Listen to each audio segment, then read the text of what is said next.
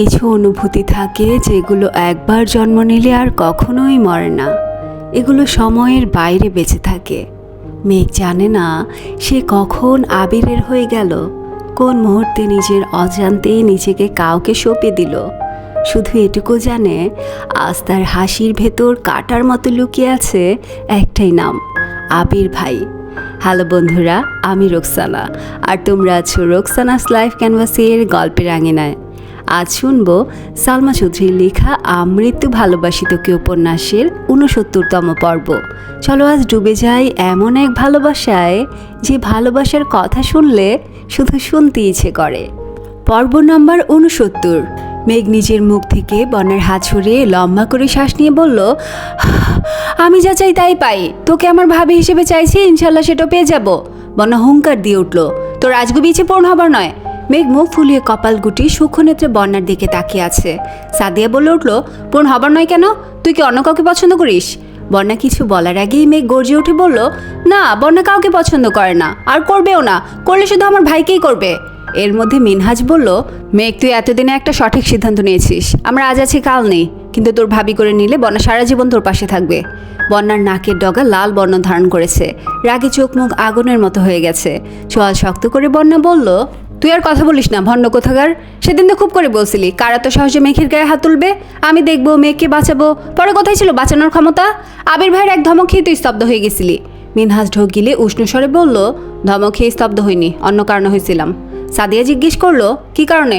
তোদের বলা যাবে না, কারণ তোরা ভয় পাবি। মিষ্টি গম্ভীর কণ্ঠে বলল, ভাব কম নিয়ে বল। মিনহাজ কপাল চুলকে বিড়বিড় করে বলল, সেদিন আবির ভাইয়ের কাছে কিছু একটা ছিল, সেটা বুঝতে পেরিয়ে আমি ভয় চুপ করে গেছিলাম। মেঘ ভ্রু কুচকে তাকিয়ে আছে, দৃষ্টিতে তিক্ততা। বন্যাও মুখ বেঁকিয়ে চেয়ে আছে। সাদিয়া আর মিষ্টি বেশ কৌতূহলী। সাদিয়া নিচু স্বরে জিজ্ঞেস করলো, কি ছিল? ভয় পাবি না তো? না, বল। মিনহাজ ঢোক গিলে ধীর কণ্ঠে বলল, রিভল। মেঘ সঙ্গে সঙ্গে গর্জে ওঠে, চুপ কর মিনহাজ, আবির ভাইকে কি তোর গুন্ডা মনে হয়? আমার আবির ভাইয়ের নামে আর একটা বাজে কথা বললে আমি তোকে শেষ করে ফেলবো। মিনহাজ ভ্রু গুটিয়ে ভাবলেশীন জবাব দিল, আমি জানি তোরা বিশ্বাস করবি না, তাই তোদের এতদিন কিছু বলিও নি। তাছাড়া মেঘ শুন, আবির ভাইকে গুন্ডা বলছি না, আমি শুধু বলছি ওনার কাছে এইরকম কিছু একটা আছে। বন্যা ফোঁস করে বলল, বাজে কথা বলিস না মিনহাজ, আবির ভাইকে দেখে তুই ভয়ে চুপসে গেছিস, সেটা স্বীকার কর। মিনহাজ গম্ভীর কণ্ঠে বলল, ওনাকে দেখে ভয় পাইলে হয়তো ভয়ে পালাইতাম, না হয় শুরু থেকে চুপ করে স্ট্যাচুর মতো দাঁড়িয়ে থাকতাম। কিন্তু তোদের মনে আছে কিনা জানি না, আমি কিন্তু ঠিকই কথা বলতে এগিয়ে গেছিলাম। ওনার ধমক খেয়ে থামছি ঠিক আছে, কিন্তু আমার নজর ছিল ওনার হাতের দিকে। উনি বারবার পেছন থেকে কিছু একটা বের করতে চাইছিলেন, কিন্তু ওনার বন্ধু হাত চেপে ধরে বারবার বারণ করছিল।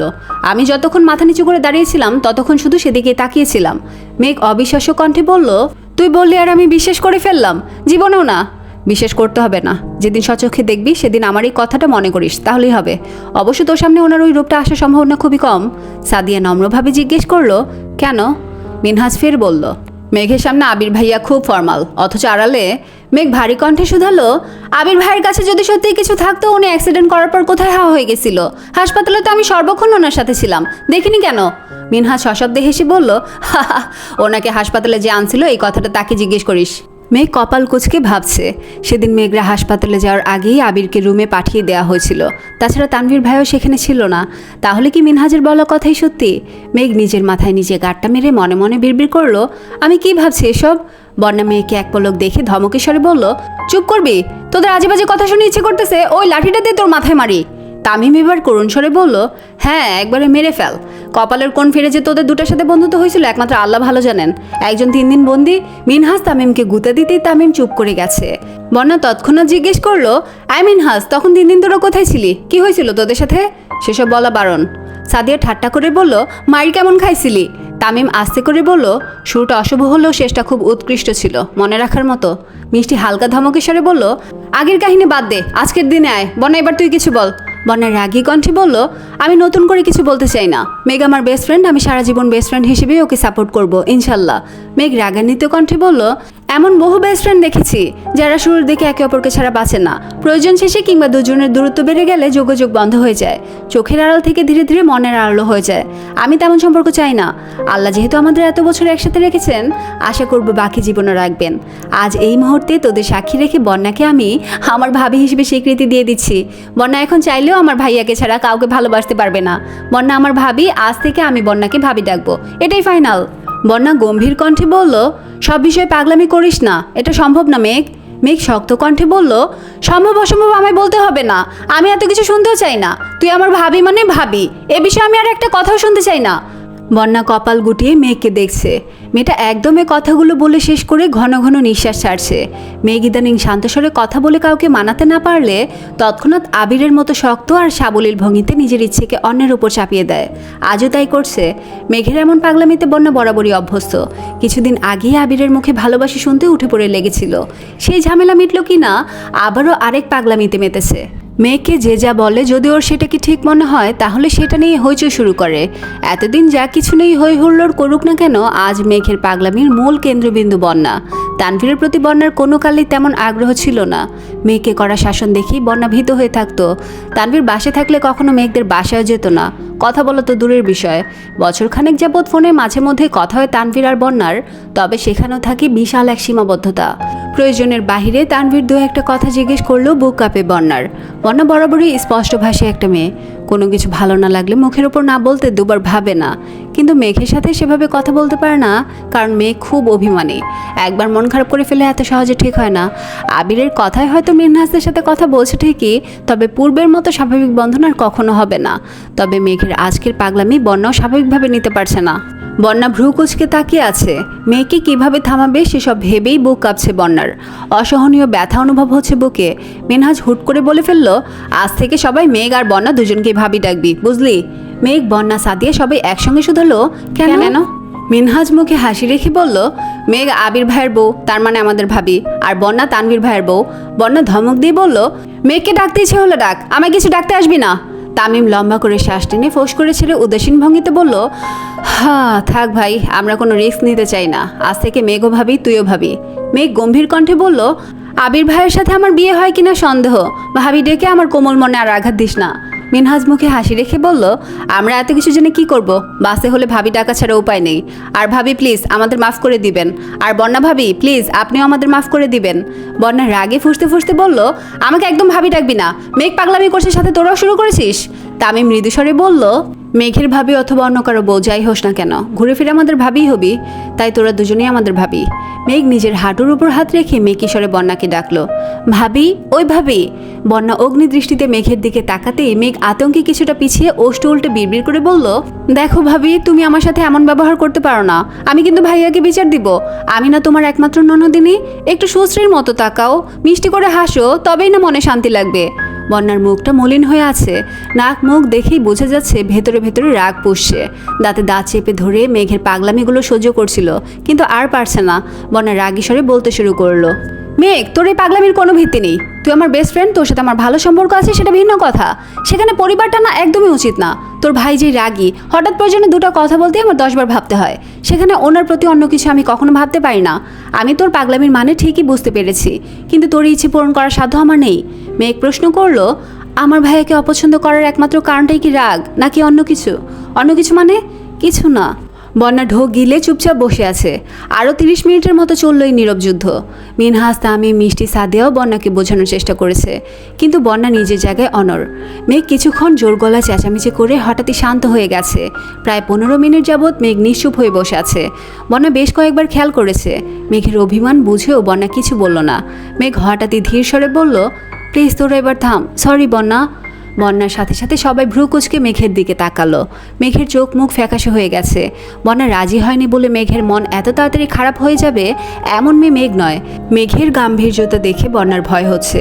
কোন কথা থেকে কোন কথার মানে বের করে গাল ফুলিয়েছে এটা বোঝা দুষ্কর। বন্যা এবার আদুরে ভঙ্গিতে বলল, কি হয়েছে বেবি? মেঘ বন্যার দিকে এক পলক তাকালো, তবে দৃষ্টিতে বিন্দুমাত্র উত্তাপ নেই। বন্যা মলিন মুখ করে আবারও বলল, বেবি, তুমি কি রাগ করছো? মেঘ জিভ দিয়ে ঠোঁট ভিজিয়ে উষ্ণ কণ্ঠে বলল, না, রাগ করিনি। মিনহাজ জিজ্ঞেস করলো, তো কি হয়েছে ভাবি? মেঘ মিনহাজের দিকে তাকিয়ে মলিন হাসলো। এভাবে বাহিরের কারো মুখে ভাবি শুনতে মেঘের বেশ ভালোই লাগছে। সহসা বন্যার দিকে এক নজর তাকিয়ে মিনমিনে স্বরে বলল, মানুষ নিরন্তর সুখের নির্খোঁজে, কষ্ট আড়াল করে প্রতিনিয়ত স্বভাবসিদ্ধ হাসে। মেঘের বলা কাব্যিক কথার মানে কেউই বুঝল না। তামিম ধীর কণ্ঠে জানতে চাইল, কি হয়েছে মেঘ? মেঘ কণ্ঠ খাদ্যে নামিয়ে বলল, সরি বন্যা, আমার ওইরকমভাবে জোর করা একদমই উচিত হয়নি। বন্যা তপ্তস্বরে বলল, কি হয়েছে তোর, প্লিজ বল। মেঘ ঢোক গিলে গলা খাকারি দিয়ে বলতে শুরু করলো, আমার পরিবার যেমন ছোট থেকে আমার ব্যাপারে খুব সিরিয়াস, তেমনি আমিও আমার পরিবারের ব্যাপারে সিরিয়াস। প্রতিটা মানুষের মতো আমার মনেও পরিবারের প্রতি সফট কর্নার আছে, যা হয়তো সারা জীবন থাকবে। আমার পরিবারের অভ্যন্তরীণ সমস্যার কথা আমি এত সহজে কাউকে বলি না, এমনকি বন্যাকেও না। আমার মন খারাপের সময়টা নিজেকে গুটিয়ে রাখি, তবুও বন্ধুদের ফ্যামিলি প্রবলেম শেয়ার করি না। আবির ভাই ব্যতীত বাসার সবার সাথে আমার খুব ভালো সম্পর্ক, এমনকি যেই তানভীর ভাইয়া আমায় ছোট থেকে কড়া শাসনে রেখে আমাকে বড় করেছে, তাকে আমি খুব ভালোবাসি। শেষ কথাটা বলতেই মেঘের চোখ বেয়ে দুফোঁটা পানি গাল বেয়ে গড়িয়ে পড়ল। সাদিয়া জিজ্ঞেস করলো, তোর পরিবারে কি সমস্যা, কিছু হয়েছে? মেঘ চোখের পানি মুছে ভেজা কণ্ঠে আবারও বলতে শুরু করলো, একটা সময় পর্যন্ত ভাইয়ার প্রতি আমার ক্ষোভের অন্ত ছিল না, সব কিছু অসহ্য লাগতো। কিন্তু হঠাৎ সব কিছু কেমন যেন বদলে গেছে। একদিন আমি স্কুল থেকে ফিরে দেখি ভাইয়া ড্রয়িং রুমের ফ্লোরে বসে দুহাতে মাথা চেপে ধরে কাঁদছে। আম্মু আর বড় আম্মু ভাইয়াকে বোঝানোর চেষ্টা করছে, অন্যদিকে আব্বু আর বড় আব্বু যা তা বলে চিৎকার করছে। আমার ছোট্ট মস্তিষ্কে তখন কিছুই ঢুকছিল না। ভাইয়া তখন উচ্চ মাধ্যমিক পরীক্ষার্থী ছিল, কিছুদিন পর পরীক্ষা, অথচ ভাইয়ার অবস্থা নাজেহাল হয়ে পড়েছিল। আমি আম্মুকে অনেকবার জিজ্ঞেস করেও সঠিক তথ্য জানতে পারিনি। বড়রা আমার থেকে কিছু একটা লুকাতে প্রতিনিয়ত ব্যস্ত থাকতো।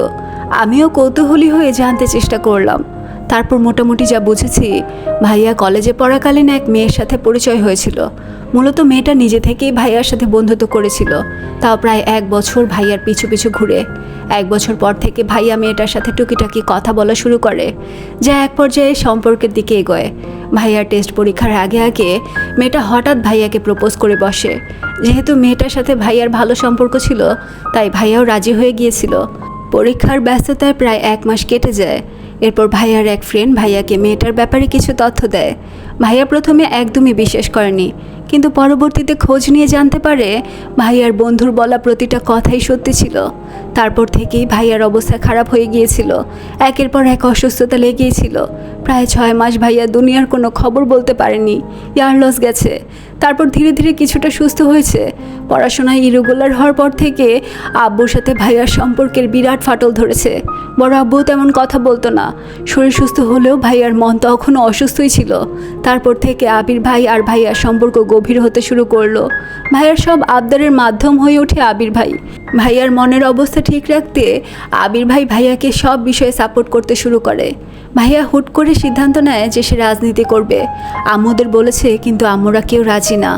আব্বুরা তো আরও রাজি না। শুনেছিলাম আবির ভাইও রাজি ছিল না, কিন্তু ভাইয়ার খুশির জন্য বাধ্য হয়ে ভাইয়াকে সাপোর্ট করেছে, আর এখন পর্যন্ত প্রতিনিয়ত করেই যাচ্ছে। এসব ঘটনা দেখতে দেখতে তানভীর ভাইয়ের প্রতি আমার চিন্তাধারা বদলাতে শুরু করে, সেই সাথে আবির ভাইয়ের প্রতিও। আমার ভাইয়ের যখন মানসিক সাপোর্ট দরকার ছিল, তখন আবির ভাই সেই সাপোর্টটা দিয়েছিল।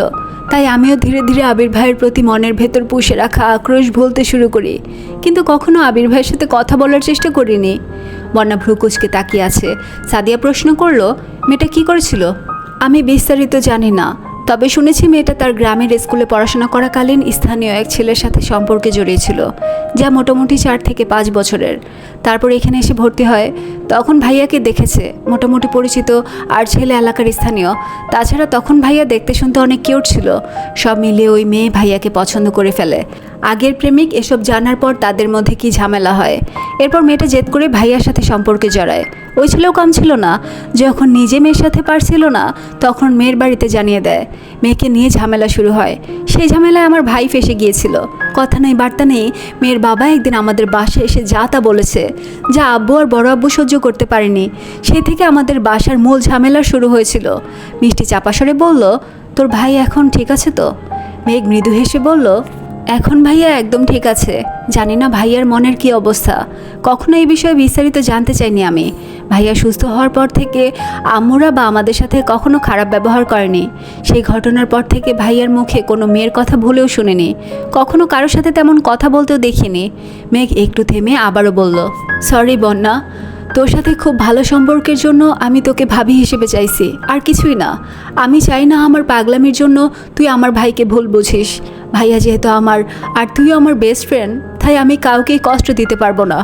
আমি চাই আমার ভাইয়ের জীবনে এমন কেউ আসুক যে আমার ভাইয়ের অতীত জেনে তাকে ভালোবাসবে, মিথ্যে মায়ায় নয়, বরং সত্যিকারের ভালোবাসার বন্ধনে জড়াবে, যেখানে কোনো মিথ্যের দেয়াল থাকবে না, নিজেকে বিশ্বস্ত প্রমাণ করার চেষ্টা থাকবে না।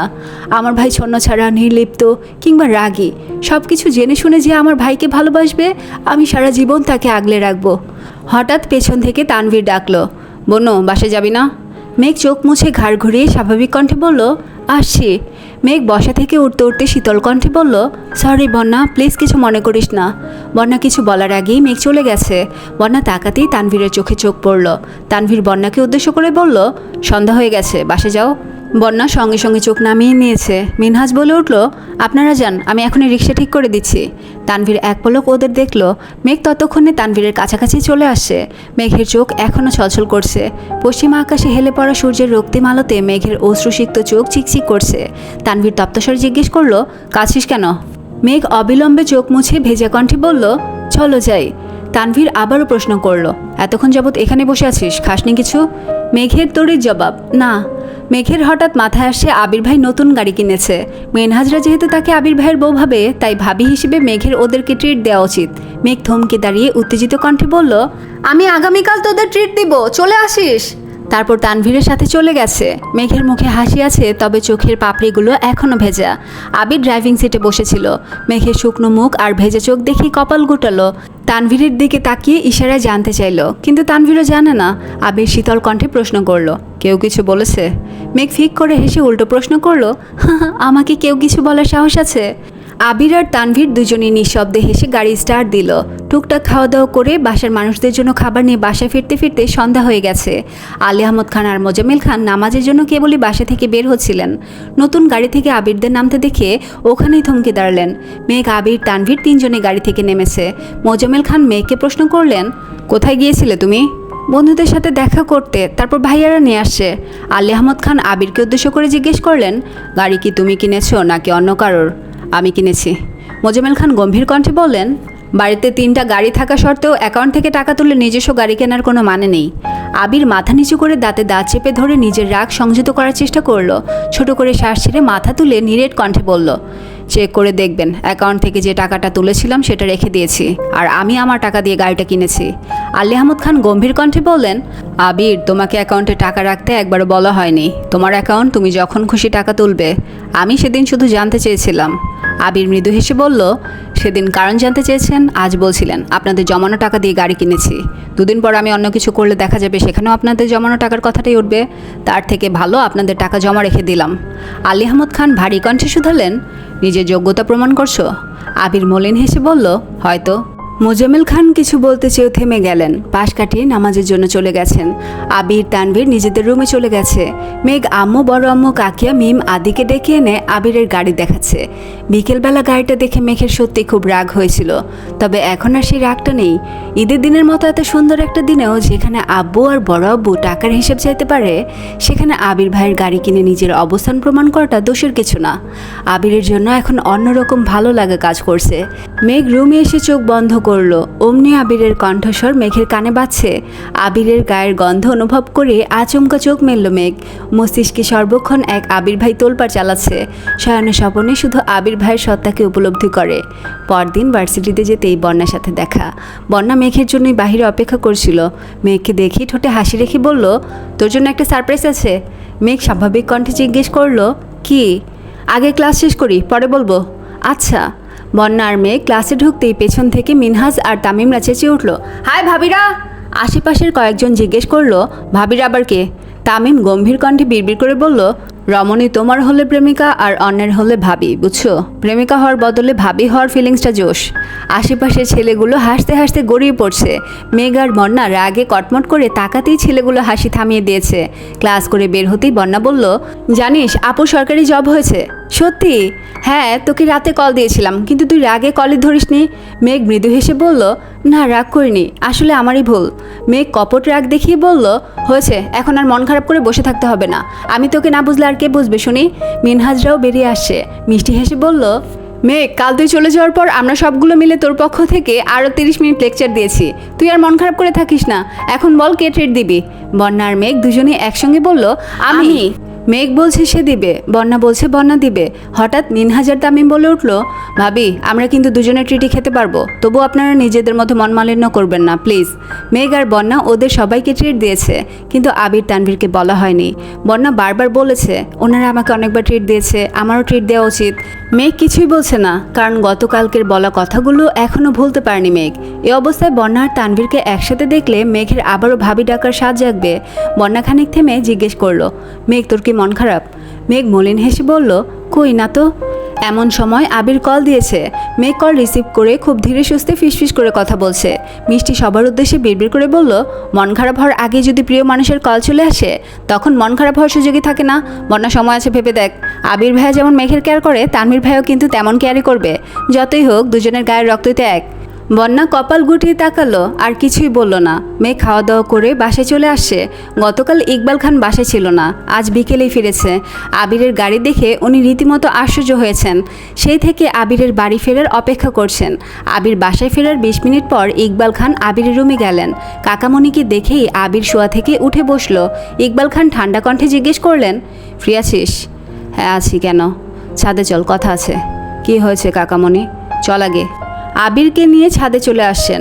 ছাদের মাঝ বরাবর বসে ইকবাল খান ধীর কণ্ঠে জানতে চাইলেন, তুই যা করছিস তা কি বুঝে শুনে করছিস? আবির কপাল গুটিয়ে শুধালো, মানে? তোকে গাড়ি কেনার জন্য নিষেধ করেছিলাম আমি, বারবার বলেছি আমার গাড়িটাই তোর, তারপরে তুই গাড়ি কিনলি কেন? আমার কারো কথা শুনতে ভালো লাগে না। তুই যে ধ্বংসলীলায় মেতেছিস এর ফলাফল খুবই ভয়ানক হবে। আবির নিশ্চুপ, মাথা নিচু করে বসে আছে। ইকবাল খান ধীর কণ্ঠে প্রশ্ন করলেন, তুই কি জেনে বুঝে মেয়েকে ভালোবেসেছিস? ইকবাল খানের দিকে আশ্চর্য নয়নে তাকিয়ে আছে আবির। কাকামণি মেঘের কথা কিভাবে জানতে পারলো? আবির আনমনে বলল, যখন ভালোবেসেছি তখন বাসার সিচুয়েশন জানা বা বোঝার বয়স আমার ছিল না। ইকবাল খান মেকিস্বরে বললেন, এখন তো বুঝতেছিস, ছেড়ে দিতে পারবি? আবির গর্জে উঠে বলল, না, আমি ওকে ছাড়া বাঁচব না। আমি তো দিব্যি বেঁচে আছি আর ভালো আছি। আবির নিরেট কণ্ঠে বলল, আমি তোমার মতো শক্ত খোলসে নিজেকে আবদ্ধ করে সারা জীবন কাটাতে পারবো না কাকামণি। বাসার পরিস্থিতি বোঝার পর থেকে এখন পর্যন্ত নিজের অনুভূতিগুলো বন্দি করে রাখতে রাখতে আর পারছি না।